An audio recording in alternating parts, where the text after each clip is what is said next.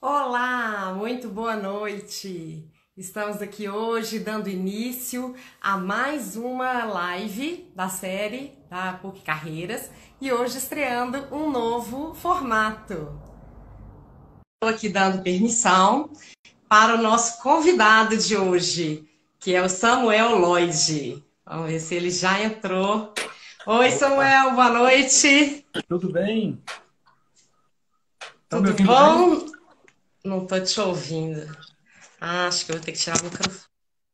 Tá me Fala ouvindo de bem? novo. Tá me Não. ouvindo? Será que é aqui? Aumenta um pouquinho o volume aí. O meu tá no máximo. Deixa eu ver se eu tirar o carregador se funciona. Funcionou? Então, para mim, tá um pouco baixinho. Vamos ver se o pessoal que assiste a gente dá um oi aí. Aí, o Ricardo, amigo, entrou. Ó, nosso amigo Ricardo. Como é que tá o áudio aí, E aí, Ricardo? pessoal, tudo bem? Deixa eu chegar mais perto, de repente, do telefone. E, bom, deu Tá certo? normal? Posso falar Ah, a mais? gente já teve um retorno aqui que tá normal. Então, tanto o meu som quanto o do Samuel tá normal? Diego. Ótimo. Então, vamos lá. Tudo bem, Ah, pessoal? então tá bom. Então tá joia. Então, gente, para introduzir e fazer essa introdução aí, a PUC Carreiras está trazendo para vocês toda semana uma live e a partir dessa semana a gente tem uma programação dupla. Então, toda segunda-feira a gente vai ter uma live Mercado e Carreiras e na quinta, estreando hoje aí com Samuel Lloyd, que é diretor do Mineirão, a gente vai ter a live Aprenda como Ex, né? Um papo de carreira com os egressos pequeninos. Então, queria primeiro te agradecer, Samuel, por ter aceito o nosso convite, né, de estar aqui conversando Imagina, com um os prazer. alunos. E queria aproveitar para você mesmo. Eu acho que você mesmo já podia aí falar um pouquinho, né? Hoje você é diretor do Mineirão, você é formado pela PUC, Relações Públicas, 2013, 2003. 2003, eu fui a primeira turma do São Gabriel. Primeira turma de São Gabriel. E tem pós em marketing. Sim, marketing de serviços pela Fundação Getúlio Vargas e Mackenzie. Ok. E já passou aí por várias organizações, né, de grande porte, Senac, Great Place to Work, Visit Brita, e hoje está aí no Mineirão e também lá no Ibirapuera, não é isso? É isso aí, é isso aí. Bom, depois que eu saí da PUC, muita coisa aconteceu, né?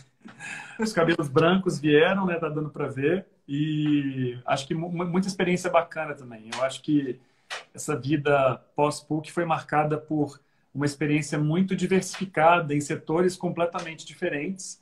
E eu nunca imaginaria hoje estar aqui, né, como diretor do Mineirão. Quando você entrou na faculdade, lá atrás, primeiro dia de aula, né? Os professores costumam perguntar.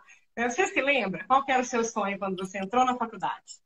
Lembro, não, eu lembro como se fosse hoje, na verdade. Eu entrei porque eu tinha certeza que eu queria ser jornalista de redação. Então, eu sempre fui um leitor de jornal e revista, muito mais do que livro, por exemplo. Sempre fui apaixonado por notícia, revista.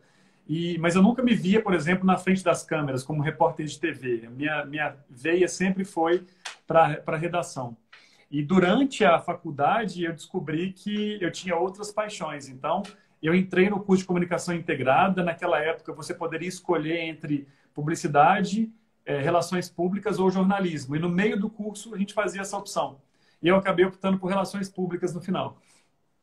Então, você já teve uma mudança dentro da própria faculdade aí de sonho de carreira. Quando você Foi. terminou a faculdade, qual que era o seu sonho, sua meta como profissional? Então, foi muito bacana porque a PUC, a própria PUC me deu algumas possibilidades através de estágio. Então, o primeiro estágio da minha vida foi na assessoria de imprensa da própria PUC. E eu fazia o PUC Informa, aquele jornalzinho. Então, eu já comecei a trabalhar na redação, achei o máximo aquilo. Depois, eu escrevi algumas matérias para o PUC Minas, eu traduzia artigos de grandes professores, era bem interessante esse o trabalho. E eu aprendi muito, foi uma grande escola. E quando eu saí, eu já saí muito mais voltado para relações públicas, para comunicação corporativa, que é o que eu achava que era o mais desafiador. que era o outro lado, né? Como que as empresas vão falar com o jornalista para que elas consigam preservar a sua reputação. Então, o itinerário foi um pouco esse. E eu saí, então, decidido a trabalhar com comunicação corporativa, mas acabei trabalhando no Great Place to Work com uma pesquisa sobre liderança e ambiente de trabalho, né? Então, aliás, acho que vale comentar aqui, eu fui trazido pela Raquel Furtado, que está aqui. A Raquel, na época, era consultora do Great Place to Work e me puxou. Travei? Travou. Para mim, travou, né? Repete um pouquinho. Você falou, vale a pena comentar? Não, vale a pena comentar porque eu comecei como consultor do Great Place to Work, né? Porque a Raquel foi minha professora e me convidou para trabalhar com ela. Então, esse networking que a gente faz e que normalmente a gente desconsidera do período da faculdade, gente, isso para mim, é o maior tesouro. Eu já contratei pessoas que estudaram comigo, já fui contratado por pessoas que foram meus colegas e vários dos meus colegas são hoje meus fornecedores no mercado. Então, não dispensem esse momento de fazer as amizades, fazer os links, sejam eles de amizade ou sejam eles profissionais também, né? Interessante isso que você está chamando a atenção, né? Então, não só com professores, né? Que no caso a gente teve essa parceria aí de trabalho, mas também com os colegas, né? Você continuou tendo uma relação com os seus colegas. Exatamente. Inclusive, eu acho que a relação com os colegas, depois de 5 anos de formado, elas são até muito, no meu caso, foram muito mais fortes. O número é maior também, né? Eu tinha 30 colegas e tinha alguns professores que ficaram pelo caminho e viraram contatos e amigos, né? Mas tem uma frase aí, né, até do mundo nerd que fala: tome cuidado com aquele cara que é o nerd da sala, ele pode ser seu chefe depois do mercado, né? Então, eu acho que faz muito sentido. Depois que eu já tenho 17 anos de formado, né? Hoje, quando eu olho para trás, faz muito sentido de ter vários colegas que hoje estão no mercado de comunicação aqui em Belo Horizonte e que foram egressos da PUC. Bacana demais. Agora, Samuel, eu acho que todo mundo está curioso, né? Como é que um cara formado em relações públicas, aí depois dessa trajetória toda, vai parar no Mineirão e hoje é diretor de um grande estádio de futebol, que é mais do que um estádio de futebol, que traz aí muito show, muito evento, né? Assim, estava lendo até uma reportagem que você é responsável por revolucionar aí todo esse mix de serviços, de entretenimento que o Mineirão hoje oferece, muito mais do que apenas jogos de futebol. Como é que foi essa transição? Como é que você chegou no Mineirão? Então, eu falei um pouco dessa questão dessa rede de contatos, porque eu acho que vem muito por aí, né? No caso do Mineirão específico, foi um headhunter que me tirou de Londres. Eu estava morando em Londres, eu trabalhava para o governo britânico, e esse headhunter me trouxe para trabalhar no Mineirão naquele momento. Eu falei para ele, não tem nada a ver, eu não tenho costume de acompanhar futebol, eu não me vejo nesse lugar. E ele falou, olha, essa vaga é para você. Eu te conheço profissionalmente e essa vaga é para você. Esse headhunter é um cara que eu conhecia desde a minha época de universidade. Então, é uma pessoa que já acompanha a minha carreira há muito tempo. E eu tive muitas experiências muito diferentes, né? Então, eu saí da PUC, fui para o Great Place to Work, mudei para São Paulo, trabalhei com educação no Senac São Paulo, depois trabalhei com educação internacional no Student Travel Bureau, fazer recrutamento para programas de trabalho na Disney, trabalho no exterior, e depois fui gerente de marketing da empresa por um tempo. De lá, eu fui para trabalhar com o governo britânico, com marketing de destino, que é basicamente trabalhar o país, Reino Unido, como uma marca e levar as pessoas para lá. E disso mudei para o mundo do futebol. Naquele momento, o maior desafio do Mineirão era um desafio de imagem. Então, eu acho que eu era a pessoa certa para aquele momento que o Mineirão precisava, né? Tinha acabado de sair de um 7-1, que marcou a história do estádio para sempre, e um momento em que a gente não tinha muito mais o que fazer, porque foi reformado para a Copa do Mundo, e agora? O que vai acontecer com esse elefante branco, né? Era o que se falava na época. E a gente conseguiu provar que era possível ativar o estádio, abraçando os mineiros, resgatando a marca antiga Mineirão. Não sei se vocês se lembram, ele foi chamado de Minas Arena um tempo, a ideia era mudar a marca. Uma das nossas ações foi voltar com a marca antiga, Mineirão. Aqui é Mineirão e não muda Mineirão para ninguém. Então, acho que nesse momento o sucesso veio em função disso. Eu usei muito do que eu aprendi na PUC, no planejamento da reputação das empresas, nesse trabalho do Mineirão. Muito legal. Me fala uma coisa, Samuel, o que que você gostaria de ter sabido lá atrás, quando você era aluno da PUC, estava na faculdade, que você acha que se você soubesse, né, teria feito uma diferença na sua vida aí, profissional? O que você acha? Ó, eu acho que... Bom, eu sempre fui um péssimo aluno, né, Raquel? Antes de entrar na faculdade, eu era um aluno complicado. Eu era do Grêmio da escola, então eu não estudava, eu ficava só com a galera e tal.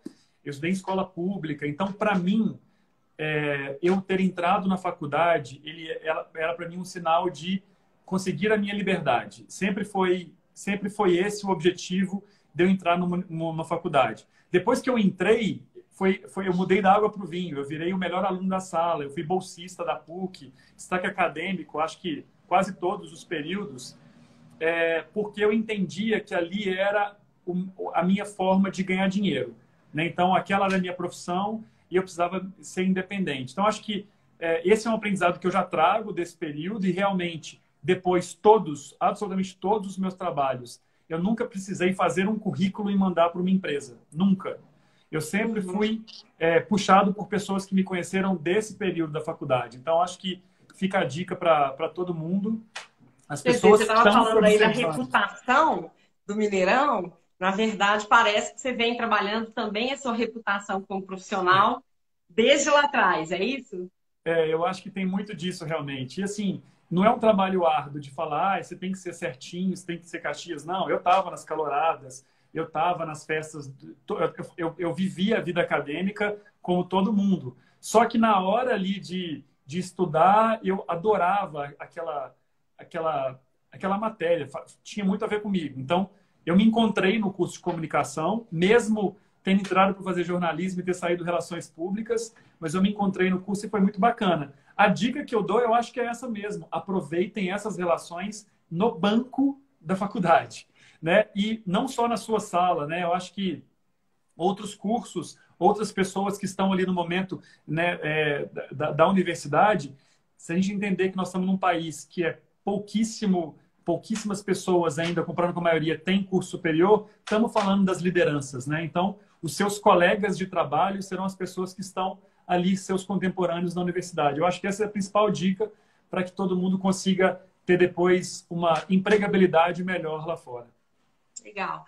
Então, você contou, né, que você foi muito mais puxado para as vagas do que você fez esse movimento de mandar currículo. Teve muito a ver aí com a reputação que você construiu, com as competências que você foi somando, né? Em relação a inglês, que é uma coisa que a gente discute muito, fala muito com os alunos, você fez algum investimento? Como é que foi isso? Então, eu tenho até um caso interessante para contar sobre isso, porque foi meu primeiro emprego que me pediu inglês, tá? Eu sempre estudei de cursinho, né? Cursinho de inglês na adolescência. Quando eu tinha 15 anos, eu parei de estudar completamente e não estudava mais inglês. Então, eu tinha uma base ali de verb to be, etc. Mas eu não falava inglês. E aí, em função desse núcleo de confiança, das pessoas que se conhecem e vão te indicando, um grande amigo meu, Bruno, me falou, olha, tem uma vaga lá no STB, ele trabalhava lá na área de high school, e eu acho que essa vaga tem a ver contigo. É para ser o gerente dos programas de trabalho. Vai lá e faz uma entrevista. Precisa falar inglês, mas seu inglês é bom, né? Você estudou cursinho. Eu falei, claro, meu inglês é bom. Bom, fiz a entrevista, como eu fui uma indicação, não fizeram a entrevista em inglês. O que eu fiz? Passei. Quando eu passei, eu pedi para ela um mês, que era minha chefe, eu pedi um mês, fui correndo no próprio STB, comprei um curso intensivão de inglês em Chicago e voltei falando. Então, eu tive que falar. No STB, 100% dos fornecedores eram de fora, né? Eu fazia a gerência do produto. Então, eu fazia os links entre qual é o empregador que ia contratar o brasileiro, que ia para lá estudar, trabalhar e estudar no exterior. Então, foi um aprendizado gigantesco. Eu não recomendo isso para ninguém, tá, gente? O ideal é que você se prepare antes do mercado te pedir a competência específica. Mas, no meu caso, deu certo porque eu já tinha uma base, né? E eu tinha muita coragem, eu tinha muito peito para falar, vou lá e vou fazer e tá tudo certo. E deu muito certo. Mas você sabe, Samuel, eu estava me lembrando um caso que uma aluna me relatou em sala, já está formada hoje essa aluna de administração, e ela me contou um caso semelhante, porque ela fez uma entrevista e a coordenadora da vaga perguntou, falou, olha, eu gostei muito do seu perfil, mas para te contratar como estagiária, eu preciso saber como é que é o Excel. Que eu preciso de uma pessoa que tem um bom Excel. Você tem bom Excel? Aí ela respondeu, não, mas se você me der uma semana, eu te garanto que eu vou ter um excelente Excel. Então, essa Fantástico. habilidade também de negociação, né? A mulher olhou para ela assim, ela relatando para a gente, você tem certeza? Tem certeza. Se matriculou, ela passou uma semana estudando Excel, 10 horas por dia, e ficou boa no Excel. Então, interessante esse Fantástico. caso que você E conta. eu estou vendo aqui, Raquel, tem umas pessoas conhecidas aqui acompanhando a gente na live. O Bruno, que eu falei que me indicou para esse inclusive está aqui, ó, acabou de deixar um Ah, tá comentário. Ó. aí. Reputação e conexões sempre importantes. Esse foi o cara que me colocou lá na boca do gol para eu entrar no STB. Eu passei, obviamente fui entrevistado e tive que arrumar essa forma de ter mais confiança no meu inglês, né? Mas eu acho que é isso, gente. Eu acho que se a gente está muito afim, a gente não tem que... Porque às vezes as pessoas leem os pré-requisitos de uma vaga e elas falam, ah, não é para mim, não vou nem aplicar, né? Eu acho que não deve ser assim. Principalmente hoje, que as pessoas e as empresas procuram muito mais as pessoas que estão movidas por um propósito. Então, se o seu propósito de vida, de carreira, tem a ver com aquela empresa, com o que aquela empresa faz, com o impacto que dessa empresa na sociedade, vai lá, corre atrás, mesmo que você não atenda todos os pré-requisitos, e deixe isso muito claro, que você fala, olha, eu estou aqui pelo propósito, eu quero trabalhar com vocês e eu topo aprender o que eu não sei. Eu acho que é um caminho interessante. Quer dizer, é muito isso que a gente tem discutido, né, Samuel? É você pegar a sua carreira nas mãos, né? Pegar a sua carreira nas mãos e realmente gerenciar a sua carreira, tentar descobrir o que, que você quer e ir atrás é muito interessante. Uma última pergunta sobre PUC ainda. Quais são as melhores lembranças que você tem da faculdade que te marcaram e como é que foi? Cara, é impressionante, porque como...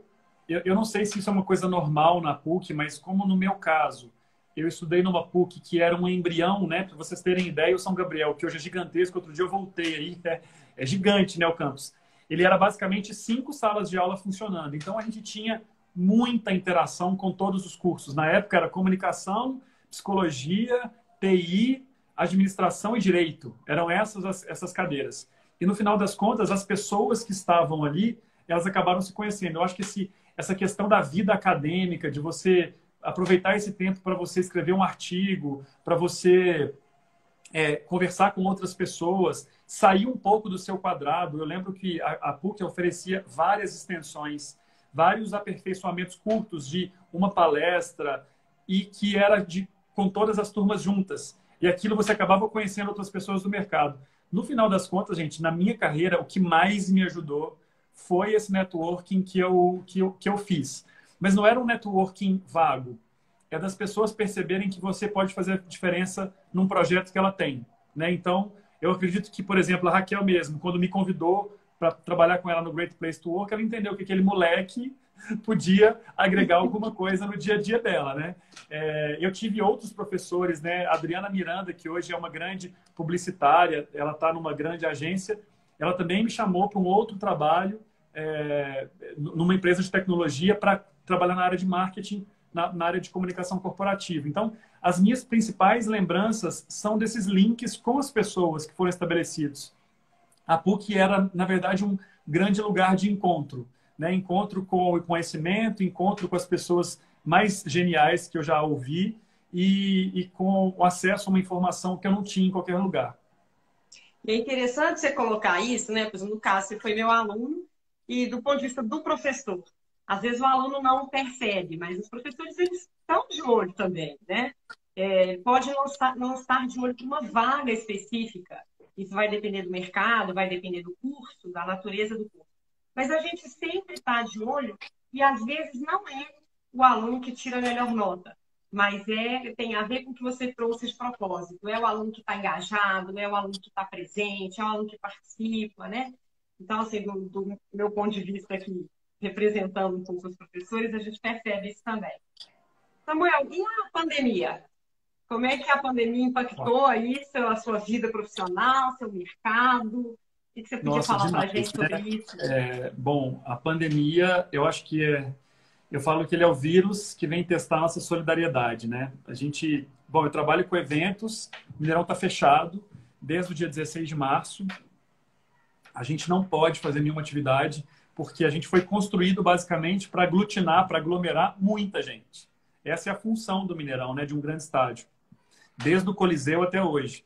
Então, a gente fica pensando que ela veio para algum propósito. Então, a gente tem que entender qual é a realidade. Nós resolvemos que, nesse momento, o momento do Mineirão era alinhar a comunicação do Mineirão ao momento que a gente está vivendo, que é solidariedade das pessoas, arrecadar doações de alimentos ou equipamentos de saúde e também através da possibilidade do Mineirão, não sei se vocês viram, da gente tocar o coração das pessoas, né? O Mineirão é um espaço de emoção e a gente fez um projeto de projetar frases que as pessoas quiseram mandar um recado para um profissional de saúde ou para alguém que está trabalhando nas ruas hoje, um motoboy, etc.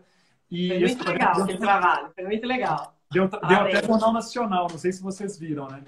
Então, assim, para a gente é um momento de repensar o negócio.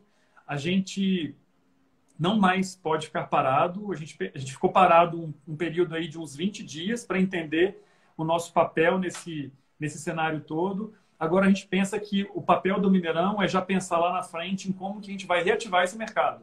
O mercado de entretenimento e o mercado esportivo é o que está mais sofrendo, né? Então a gente vê aí clubes do interior de Minas complicados aí sem, né, possibilidade de ter uma receita, sem jogos, sem bilheteria, e tem muitas pessoas que dependem disso. A gente não vê, mas o impacto do Mineirão na sociedade ele é gigantesco em termos de geração de empregos em coisas que são invisíveis para nós. Né? Se você pensar que se você tem uma festa hoje, muita gente vai comprar roupa por causa da festa, então você movimenta outros pontos da cadeia da economia que não são tão óbvios. Né? Então, a gente entende que o papel do Mineirão é, quando a gente puder voltar, a gente conseguir reaquecer essa economia.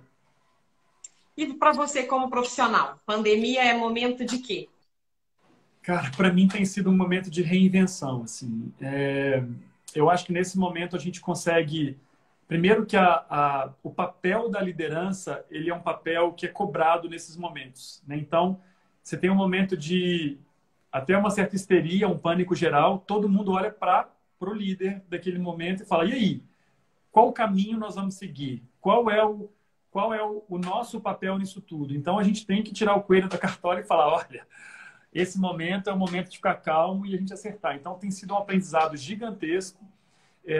Como eu falei, pandemia como essa não está no plano de risco nem dos maiores bancos aí. Eu acho que eu vi só o Wimbledon, que tem o campeonato de tênis, né? Era o único grande evento esportivo que tinha um seguro contra a pandemia, que conseguia, inclusive, receber nesse momento.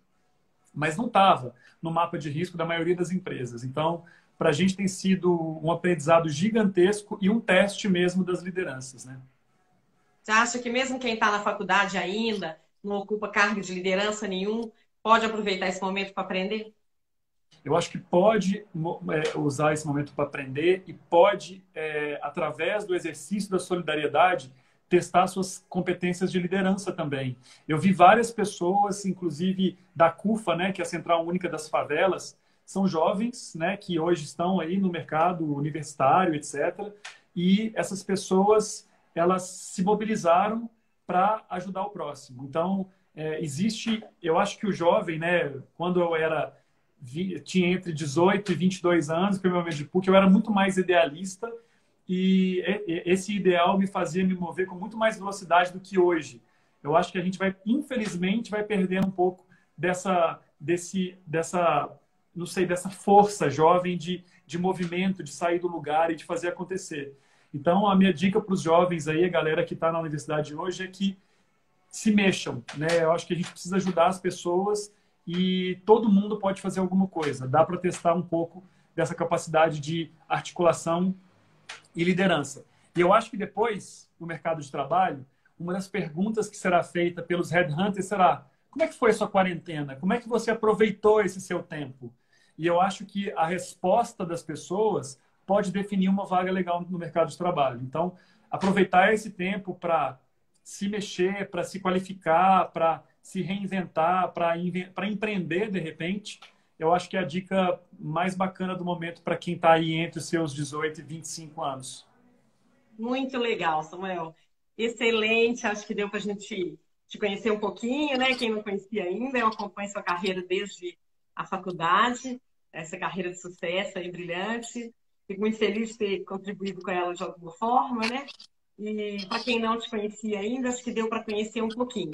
Você gostaria de finalizar com mais alguma coisa? Ou não sei se alguém tem alguma pergunta, deixa eu ver. Eu acho que a gente fica falando muito assim, né, sobre o papel da liderança, sobre esperar do líder e tal. Eu acho que todo mundo tem um papel super importante na sociedade hoje e esse vírus veio para testar, né? Se a gente está alinhado a esse papel que a gente tem na sociedade. E, às vezes, esse papel nosso é como consumidor também, sabe? Que tipo de marcas nós vamos escolher no futuro, que tipo de relações pessoais nós vamos ter. A gente tem um esforço enorme para a gente manter, por exemplo, os funcionários, a equipe que está com a gente, mas pode chegar num momento que a gente não consiga mais, né? Em função do prazo disso tudo. Mas o que eu tenho a dizer é a gente tem que se aperfeiçoar como pessoa. E esse momento da universidade, no final das contas, sempre é uma provocação para a gente melhorar como pessoa, para a gente melhorar como ser humano, para a gente melhorar olhando a ciência, né? Aprendendo o que de fato as gerações que vieram antes da gente já aprenderam e querem compartilhar. Isso de uma maneira extremamente dedicada e aperfeiçoada ao longo dos anos. Então, aproveitem esse momento para estudar. Eu sei que é dificílimo estudar em casa, estudar com aulas virtuais, mas a gente está reaprendendo tudo isso e um futuro melhor a gente vai ter. Eu acho que a gente sai melhor dessa pandemia, com certeza.